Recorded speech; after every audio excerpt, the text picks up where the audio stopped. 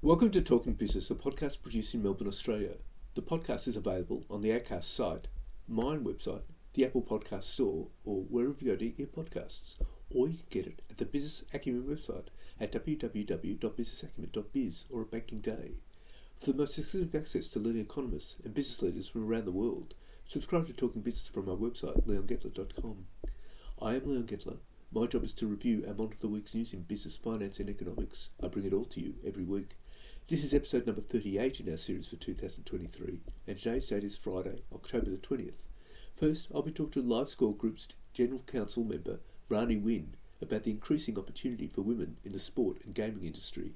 And I'll be talking to economist Saul Eslake about lifting Australia's productivity.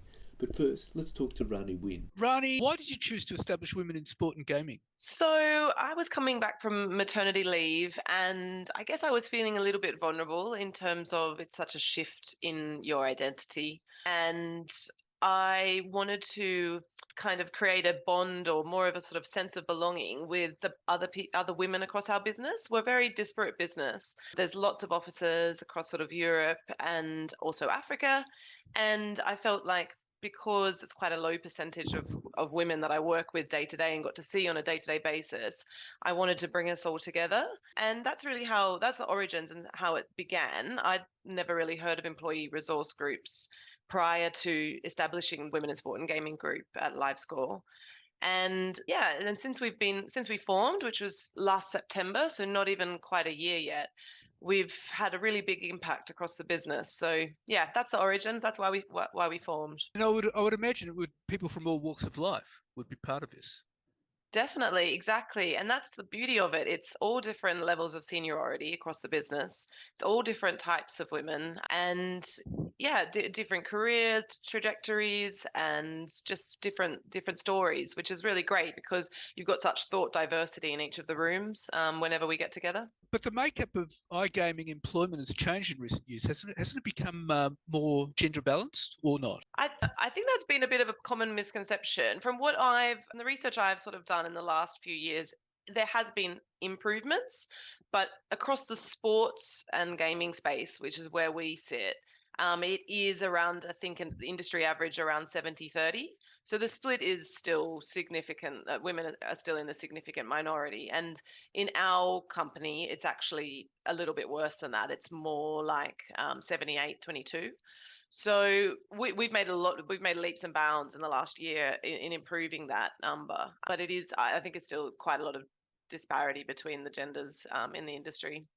And there wouldn't be many women on board seats and in executive positions. Would that be right? Yeah, that's something I probably don't really know in terms of what other companies are necessarily doing at their board level. I think people are recognizing how important it is to have different voices in the room when you're making decisions. And certainly I would hope that it has improved.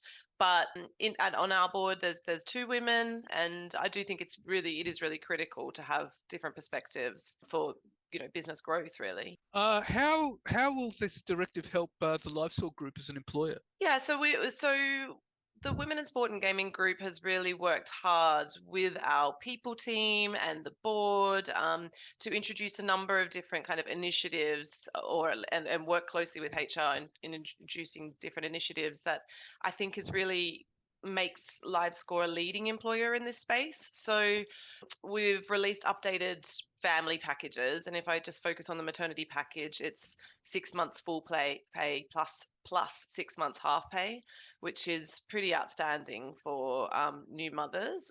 So that's kind of an industry leading package that attracts women to our business. We've also about to launch our fertility policy. We've got pregnancy loss and menopause policies as well. And really, we've also tried to kind of make our job descriptions very agnostic. We're encouraging people from all walks of life to apply so that we can get more women into the top of the funnel in terms of applying for roles within the business. And I think just having this collective group of women that get together, that network, that have great social activities as well, is also an attractive prospect for women joining the business. So I think it has made LiveScore, well, personally, I think it has made LiveScore a more attractive employer and certainly, hopefully, a leader in the space as well. And you're attracting more women because of this? We are, yes, we are. So our numbers have shifted quite significantly. It's around 9 percentage points in terms of top of the funnel applications that have been increasing for women in the last year. So I think the PR around what LiveScore's doing, and certainly the policies and procedures and changes ourselves is also helping. So we're getting a lot more women applicants, luckily, and we can see comparisons as well on our sites for sort of Glassdoor. I'm not sure if you have that in Australia, but Glassdoor and Indeed are kind of the really big recruitment sites in the UK, and we can see that we're sort of outperforming a lot of our competitors as well in terms of women viewing our sites and applying for our jobs.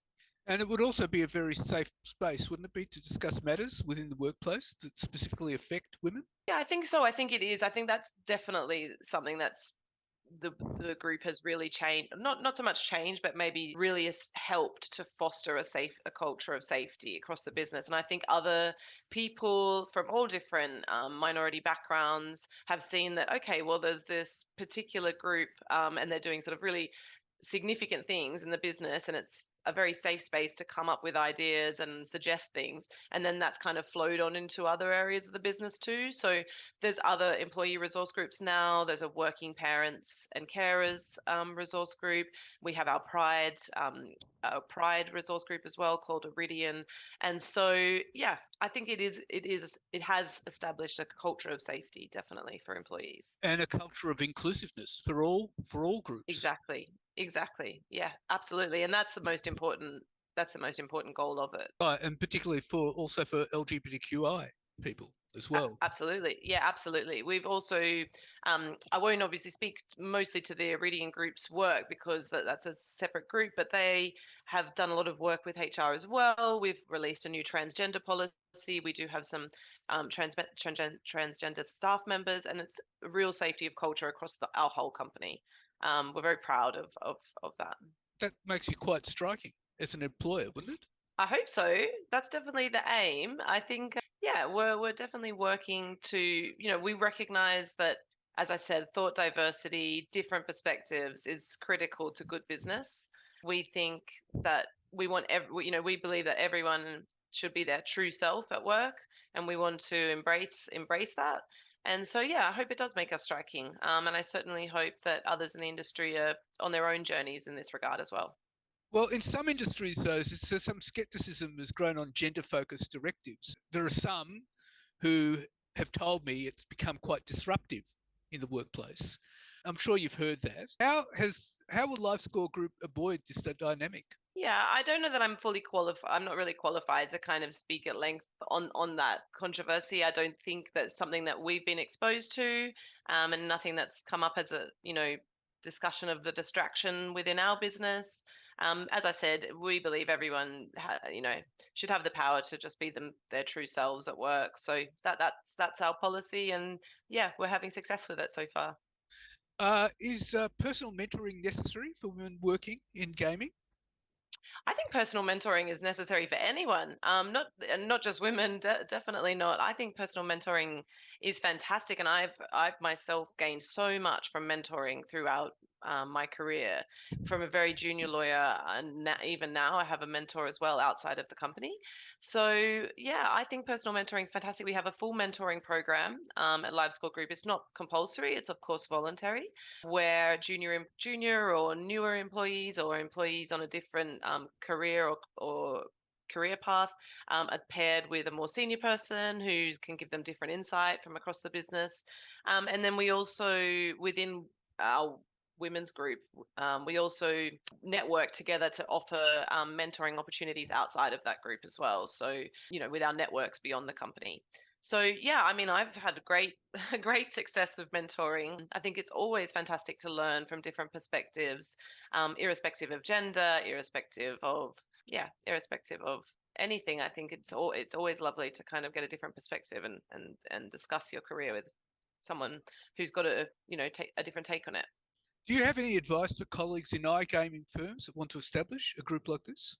I think it's really important to have a super supportive people team, and certainly our board and CEO has been bought into this from the beginning as well. So I do think you need to have the support of the executive and the support of your HR. But otherwise, it's been relatively easy, to be honest with you. I think getting a group of women together and sort of organizing and cascading meetings and plans has actually been relatively straightforward, and we've just got such a fantastic group where everyone's an active participant. Lots of people have ideas, lots of people put their hand up to take forward this or that from our agenda. So yeah, I've actually found it relatively simple to organize, and I hope that other companies would be as embracing of this kind of idea. So you would expect this would take off in the iGaming sector? I'm not sure. I'm not sure about takeoff. I think employee resource groups have been around for a while, from what I understand. So I know that we're not totally unique in this regard. But yeah, I hope. I mean, I've spoken about it a few times now. I've spoken out about it in industry press and at some of our industry conferences, and a lot of people have come up to me and asked me how they would potentially establish it within their organizations, and we've talked through ideas. So it doesn't have to be a carbon copy, of course. Every organization is unique. It has its own unique culture and values. But certainly, I think if people do want to kick something off like this, it's actually not that difficult once you sort of get going. Providing they have the support of senior management and the I think so. executives. Yeah, exactly. I think that is important and critical, because you wouldn't want to do anything that sort of goes against, senior management's ideas. But yeah, I can't imagine that it's overly controversial. Well, Rani, it's been a delight talking to you, and thank you very much for your time. Thank you. Thank you, Leon. Thanks for having me. And now let's talk to economist Saul Eslake. Well, Saul, the Productivity Commission last week said Australian productivity fell by 2%, which is not good. What's your view about this? Well, it isn't good in the long run. As Paul Krugman famously said some 30 years ago, productivity isn't everything, but in the long run, it's almost everything. And there's an enormous body of research which I think convincingly demonstrates that over long periods of time, productivity growth is the only sustainable basis for improvements in people's material standards of living. One of the main reasons why growth in net national disposable income per head in real terms in Australia during the past decade has been the slowest since the 1930s has been because of the slowing in our rate of productivity growth. Now, that's not unique to Australia. Most advanced economies have experienced some slowing in productivity growth as well. And indeed, some of them have experienced a sharper slowdown in productivity growth than we have, the United Kingdom being a very specific example. But from a long-run point of view, the slowdown in productivity growth is of considerable concern. In the short run, it's also a concern because of the way it interacts with wages growth to raise concerns about the persistence of inflation. Wages haven't been a significant source of the rise in inflation in Australia over the last year, but given that wages are now beginning belatedly to pick up, the Reserve Bank has said that unless there's a turnaround in productivity growth, wages could become a factor in prolonging Australia's experience of unacceptably high inflation. So there's a short-term dimension to the slowdown in productivity growth that's of concern, as well as the longer-run concern about what it means for improvements in Australia's material living standards. What's actually caused this? Well, that's a matter of some dispute. In the very short term, as the Productivity Commission demonstrated in the report it released a few days ago, the fall in productivity growth over the past couple of quarters is a byproduct of things that are happening in the mining sector, where hours worked have gone up, but output appears to have gone down. The mining industry matters much more in Australia than it does in most other economies because it represents about 10% of GDP, compared with about 2% for most other advanced economies. And of course, the mining sector is a very high labour productivity industry because it's so capital intensive.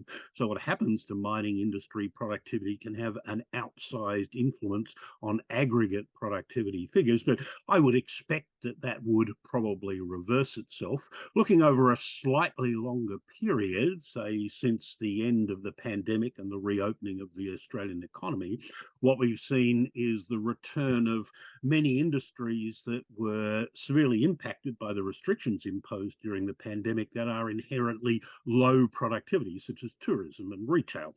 So those industries, when they were closed down in a perverse sort of way, boosted productivity, and now that they're coming back on stream, their impact on aggregate productivity figures is to dampen the rate of growth of productivity. Again, that's a relatively short-term factor. Looking over a longer period, as I said before, Australia's experience of slower productivity growth isn't unique. It's common across most advanced economies, and it therefore makes sense to look for some global explanations for what might be happening. And I think one of the more convincing ones is that there's been a slowdown in the diffusion of new technologies from what the literature calls frontier firms, that is the firms which invent new technologies, and so-called laggard firms that traditionally adapt technologies that have been developed by the so-called frontier firms. That diffusion of new technologies does appear to have slowed over the past decade, and some analysts put that down to the exercise of the greater market power that technologically advanced firms like the big tech firms, Amazon, Microsoft, Google, Netflix, and so forth, have in either doing things that make life difficult for potential competitors or taking them over, as for example happened with Instagram and WhatsApp that were absorbed by much larger firms. So that there's some evidence to support that view in the United States and globally. There's also been, as some writers observe, and it was mentioned in the recent white paper on full employment issued by the Australian government, that there appears to have been a reduction in the so-called dynamism of the Australian economy. And there are a couple of dimensions of that. First, people are changing jobs less often, and that's also probably a cause of weak wage growth in the years leading up to the pandemic. The rate of new business creation has slowed. The rate of exit of firms has slowed as well. And Japanese experience with an extended period of very low interest rates suggests that in a low interest rate environment, so-called zombie firms, that is firms with very low levels of productivity, are able to stay in business longer because they're less likely to encounter financial difficulties. That probably exerts a drag on productivity as well, and there's certainly evidence to support that in Australia. Perhaps a little more controversially, I argue that policies that preference small business simply because it's small and for no other reason, and we've had quite a lot of those in Australia at both the federal and state levels over the past decade, they probably have an adverse impact on productivity as well, because there's evidence to show that productivity is lower in small businesses than in medium-sized and big ones, that small businesses are less likely to innovate in multiple dimensions than medium-sized or large ones. And so to the extent that payroll tax and company tax preferences for small business do actually help prolong the lives of small businesses, that probably has an adverse impact on productivity as well. In other words, what I'm saying here is that there are multiple causes of the slowdown in productivity growth, and the solutions to those problems are not the solutions that Australia adopted in the 1980s and 1990s to address the slowdown in productivity growth we'd experienced prior to then. You can't repeat the privatizations and deregulations and reductions in tariffs that we did during that period that certainly helped boost productivity. The distribution of the benefits of those productivity enhancing reforms has also been contentious and probably eroded public support that governments need if they're to embark on productivity enhancing reforms. So Australia won't be alone in finding it difficult to reverse the slide in productivity growth that's occurred over the past 10 to 15 years. But if we don't, then we'll have to become accustomed to much slower growth much slower improvements in our living standards than we've come to expect. I'm wondering whether the uptake of technology could actually address this productivity issue. In theory, it should. I mean, the history of technological changes suggests that that's at the heart of long-run improvements in productivity growth. But the history also suggests that what the literature calls general-purpose technologies, that is, technological advances that have a wide variety of potential applications, can take a surprisingly long time to impact on productivity figures. A good example is electricity, which was invented in the early 1870s in the United States, but didn't really start to have a major discernible impact on productivity growth and living standards until starting in the 1920s. It took a long time for businesses and entrepreneurs to figure out how to apply electricity in ways that would transform and improve productivity. The internal combustion engine is another example that was invented, I think, in the latter part of the 19th century. But motor vehicles didn't really become widely available in the United States until the 1920s or beyond. And it really wasn't until the 1940s and 50s that they became widely available in Australia. So it takes time in many cases to establish the widespread networks that are required for new general purpose technologies to be widely applied. It takes time for people and firms to discover how to use them in the most effective ways. And I think that will probably turn out to be true of some of the advances in technology that we're seeing now, especially artificial intelligence. Well, I was going to say artificial intelligence would be one example, but I would add to that the internet was developed many decades ago, but it's really only took off in the last decade or so. Yeah, that's absolutely right. I mean, the origins of the internet go back to, I think, the late 1960s and early 1970s, work that was done in places like ARPAD in the United States and in Switzerland. We didn't get email, for example, which is a pretty simple application of the internet. We didn't get email in the way that we understand it today until the mid-1990s. And the same is also true of web browsers, I think, were developed about 1994, 95. And we are still learning how to use those in ways that boost productivity, and some might say in ways that detract from productivity as well and have other potentially damaging consequences. Well, you could say the same about AI. That has massive implications for productivity, but that could take decades for companies. Yeah, and I wouldn't be surprised if that turned out to be the case. I mean, it's ironic. Another famous quote about productivity that came, I think, from Robert Solow, who did a lot of work on this over the course of his career. I think in the early 1990s or late 1980s, he famously said, "You can see productivity improvements everywhere except in the productivity statistics." And it wasn't long after he said that you actually did begin to see improvements in productivity in the productivity statistics in the mid to late 1990s and early 2000s before that boom faded. The same thing may well be true of artificial intelligence and gene technology and nanotechnology and some of the other things that are happening at the very frontier of technological advances around the world today.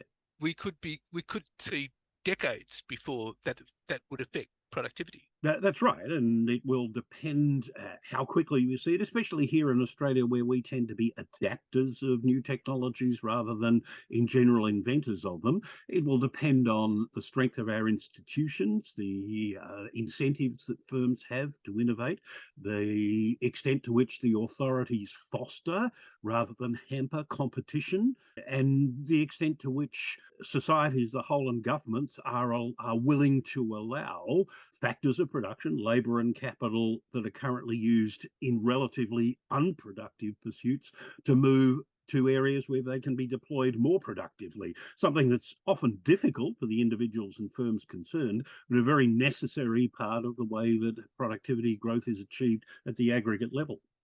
So basically what you're saying is it could take many, many years till we see an improvement in Australian productivity. Would that be the case?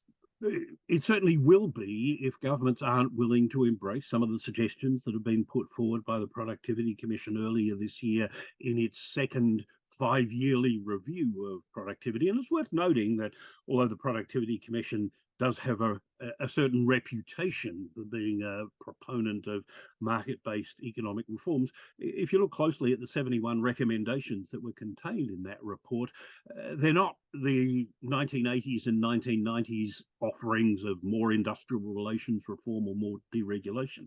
A lot of them stem to improvements in our education systems, giving consumers of education and health services more choice in the way that they consume or use the services offered by parts of the economy that are largely controlled by government. Smarter and better use of data, things like that, I think, are more likely to hold the keys to improving our productivity growth. And of course, these are choices that we can make in Australia rather than have them dictated to us by things that are happening on the other side of the world. Well, Saul, it's been terrific talking to you, and thank you very much for your time. It's been a pleasure, Leo. So what's happening in the news? Well, an Australian regulator has fined Elon Musk's social media platform, X, $610,500 for failing to cooperate with a probe into anti-child abuse practices, a blow to a company that has struggled to keep advertisers amid complaints it is going soft on moderating content. The eSafety Commission fined X, the platform Musk rebranded from Twitter, saying it failed to respond to questions including how long it took to respond to reports of child abuse material on the platform and the methods it used to detect it. Though small compared to the US $44 billion Musk paid for the website in October 2022, the fine is a reputational hit for a company that has seen a continuous revenue decline as advertisers cut spending on a platform that has stopped most content moderation and reinstated thousands of banned accounts. Most recently, the EU said it was investigating X for potential violation of its new tech rules after the platform was accused of failing to rein in disinformation in relation to Hamas's attack on Israel. And the spectre of a wider conflict in the Middle East poses a fresh threat to the global economy, just as the world emerges from shocks triggered by COVID-19 and the Ukraine war, finance ministers and officials have warned. Broader regional tensions would have significant economic ramifications, they said, as they rounded off meetings of the IMF and World Bank in Morocco last week. The biennial events took place as Israel declared war on Hamas and launched a major bombardment of the Gaza Strip. If we are facing any escalation or extension of the conflict to the whole region, we will face big consequences, Bruno Le Maire, France's finance minister, told the Financial Times, adding that risks range from higher energy prices stirring inflation to a decline in confidence. Kristalina Georgieva, the head of the IMF, warned of a new cloud on not the sunniest horizon for the global economy, encapsulating fears among the delegates in Marrakesh that the medium-term prospects for the global economy are lukewarm. But as delegates convened, the mood darkened as the wider implications of the Israel-Hamas war mixed with underlying anxiety about persistent vulnerabilities in the global economy. The IMF's analysis pointed to worsening longer-term growth trends as economies struggle to lift productivity, barriers to free trade amount amid worsening political tensions, and public debt rises around the world. Notable in the IMF's short-term forecast, prepared before the violence in the Middle East broke out, was a lack of obvious bright spots beyond a handful of countries such as the US or India. Key economic danger following the events of October 7, officials argued, was an escalation of fighting in Israel and Gaza into a wider regional conflict. This would not only hit confidence but add a fresh inflationary outburst to economies that are only beginning to recover from a series of price shocks. The IMF believes a 10% rise in oil prices would raise global inflation by about 0.4 percentage points. Gita Gopinath, deputy head of the IMF, said the world was facing a large number of shocks, including the Middle East conflict and its potential implications for energy prices. Michelle Bullock's first Reserve Bank board meeting as governor warned that world oil prices, now being pushed higher by deepening conflict in the Middle East, could prompt it to lift interest rates again to tame inflation. The board has a low tolerance for a slower return of inflation to target than currently expected, revealed the minutes of the October 3rd board meeting released on Tuesday. The minutes add extra weight to the release of the September quarter Consumer Price Index, the CPI, on October the 25th. Many economists expect the figures will provide the trigger for the RBA board to raise the cash rate to 4.35% from 4.1% at its next meeting on November. The RBA minutes called out both persistent services price inflation and the sharp rise in oil prices since June as a significant concern given how long inflation is likely to be above target. It was noted that the rise in petrol prices would continue to underpin inflation over coming months and could influence households' inflation expectations, the minutes said. The RBA does not expect inflation to return to its 2% to 3% target band until December 2025. And the federal government will require crypto exchanges to hold a financial services licence issued by the corporate regulator under a new regime bolstered with specific obligations to reduce risk for investors whilst supporting the growth of the digital asset sector. Assistant Treasurer Stephen Jones announced the government's long-anticipated regulatory regime at the Australian Financial Review Crypto Summit on Monday morning, where he said that regulation will protect users by reducing the risk of scams and of exchanges collapsing. The government has decided to regulate at the level of the crypto exchanges rather than specific tokens, and will do so under existing financial services laws rather than creating a bespoke regime. Exchanges holding more than $5 million in aggregate or more than $1,500 for any individual will have to obtain an Australian Financial Services Licence, AFSL, which are granted by the Australian Securities Investments Commission. This will require the exchanges to provide services honestly and fairly, manage conflicts of interest, make disclosures, submit financial accounts, and meet solvency and cash reserve requirements. Rules around asset custody will also be included. The guidelines for exchanges, which hold billions of dollars in crypto, held by 1 in 4 Australians according to Treasury, will lift consumer protections in a sector that has internationally been plagued by hacks and poor risk management. This was exemplified by the collapse of the US crypto exchange FTX, which triggered losses for around 30,000 Australians. And cryptocurrency advocates are tipping the price for Bitcoin to reach US $100,000 within the next 5 years if approval of the first exchange-traded funds for digital assets open the floodgates to institutional investors.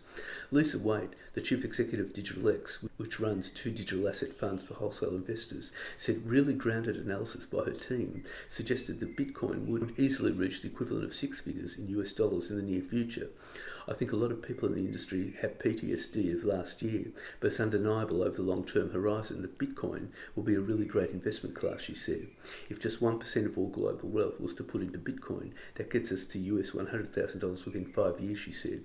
Not to be outdone, Richard Galvin, chief executive and co-founder of Digital Asset Capital Management, said he could see Bitcoin reaching $101,000 in the same time period. Mr. Galvin added that DACM had been fielding interest from institutional and sophisticated investors, including family offices, looking for exposure to its alternative assets. And by the time the Yes campaign kicked off its final multi-million-dollar advertising blitz, it was too late.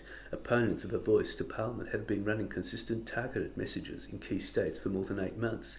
Political strategy and advertising experts say that although it appeared Yes Group's far-out spent the No camp, the No side's clear message and repetition was key to its resounding win in Saturday's referendum.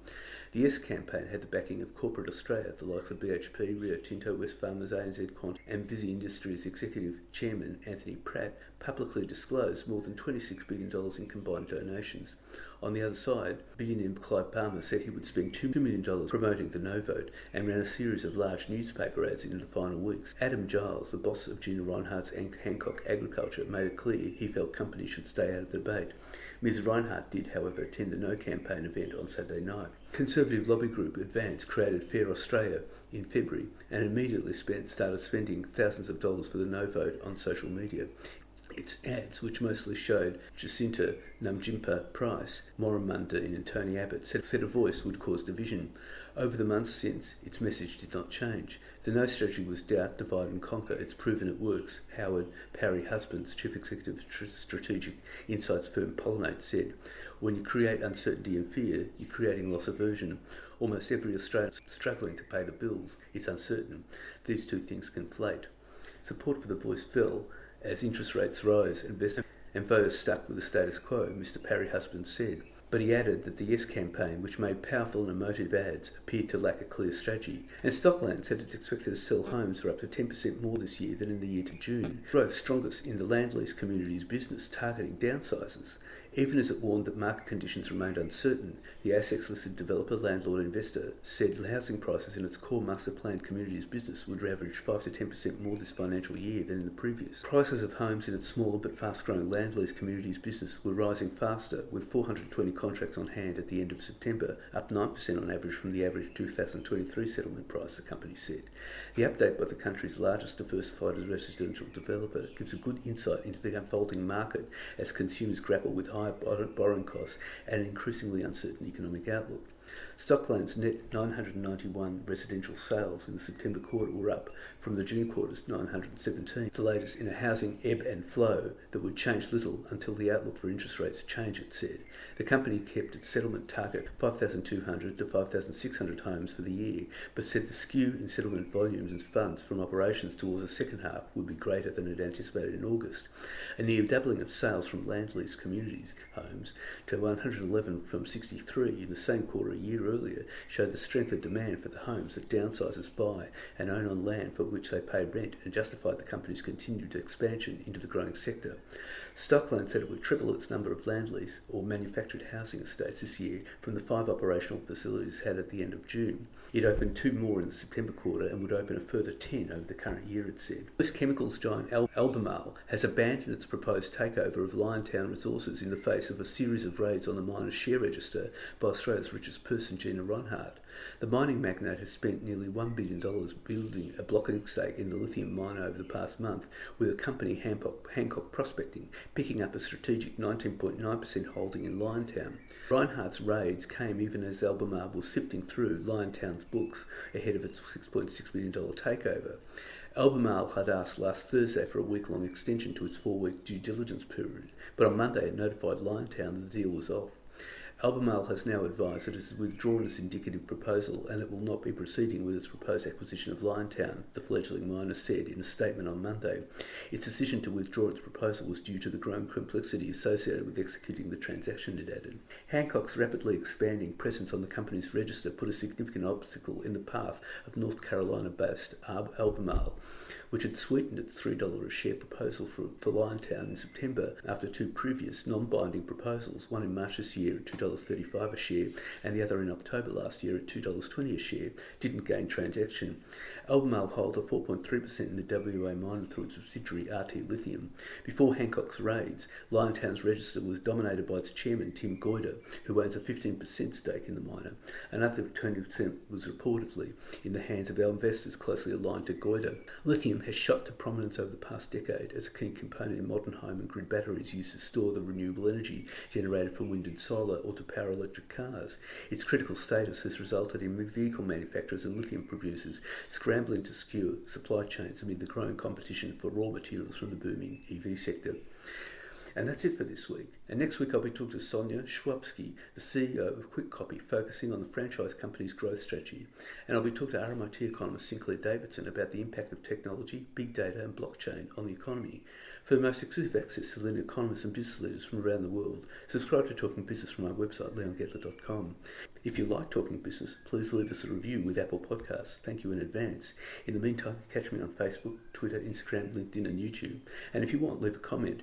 For the most exclusive access to leading economists and business leaders from around the world, subscribe to Talking Business on the Apple Podcast Store or on my website, leongettler.com. If you want to contact me, email me at leon@leongettler.com. I answer all emails. Wishing you all a safe and healthy week and looking forward to bringing you Talking Business next week.